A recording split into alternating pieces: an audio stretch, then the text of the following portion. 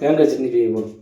கன்னியாகுமரி ஸ்டைலில் தேங்காய் மட்டும் போட்டு தான் சட்னி வைப்போம். அதுக்கு என்னென்னா ஒரு முழு தேங்காய் எடுத்துருக்கேன். மொத்தம் 12 காஞ்ச மிளகா, ஒரு 10 பல் பூண்டு, கொஞ்சம் ஜீரகம்.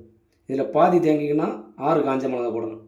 சப்போஸ் காரம் உங்களுக்கு செட் ஆகாதுன்னா ஒரு 2 காஞ்ச மிளகா, ஒரு 10 காஞ்ச மிளகா போதும். ஓகேவா? அளவு என்னென்னா ஒரு தேங்காய்க்கு 12 காஞ்ச மிளகா. இது கரெக்டாக இருக்குது நான் யூஸ் பண்ணுறது. இதை போட்டு நல்லா எல்லாத்தையுமே மிக்சியில் போட்டு அரைக்கணும். ஃபஸ்ட்டு தேங்காய், அப்புறம் காஞ்ச மிளகா, பூண்டு, அப்புறம் ஜீரகம் அரைச்சிட்டு தாளிக்கணும்.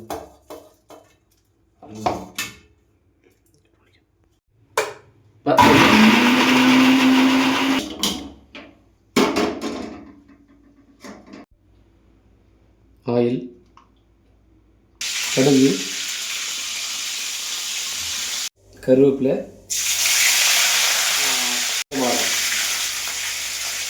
அப்படி போட்டு சேர்த்து அப்படியே ஊற்றி விட்டுறணும்.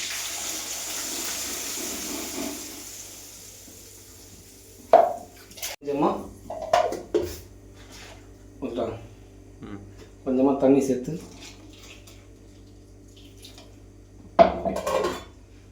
கொஞ்சம் கெட்டியாகவே இருக்கணும்.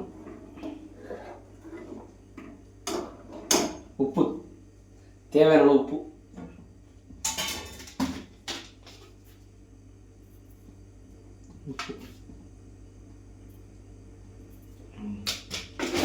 ரொம்ப கொதிக்கக்கூடாது.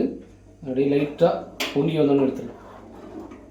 மிளகா மட்டும் நீங்கள் தேவையான அளவு போட்டுக்கோங்க. காரத்துக்கு உங்களுக்கு தேவையான அளவு. நான் 12 மிளகா போட்டிருக்கேன். வேணா ஒரு 3-4 மிளகா கம்மி பண்ணிக்கோங்க. ஒரு ஃபுல் முழு தேங்காய்க்கு. கொஞ்சம் அப்படியே எந்திரிச்சு வரும், பால் பொங்குன மாதிரி. அப்படி வரப்போ எடுத்துக்கலாம். இது வருது பார்த்தீங்களா, அப்படியே பபுள்ஸ் மாதிரி வரும். இது எந்திரிச்சு வருது பார்த்தீங்களா, அவ்வளோதான், கிளியர் ஆகிடுச்சு. நல்லா சூடாகிடுச்சு சட்னி. அவ்வளோதான், ஒரு கிண்டி விட்டால் போதும். ஓகே, திக்காயிடுச்சு. அவ்வளோதான், ரெடி. சட்னி ரெடி, தேங்காய் சட்னி ரெடி.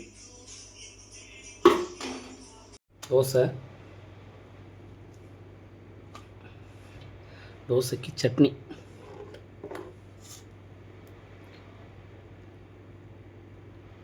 செஞ்சு பாருங்கள். நல்லா இருந்தால் கீழே கமெண்ட் பண்ணுங்கள். அப்படியே சப்ஸ்கிரைப் பண்ணிட்டு போயிருங்க.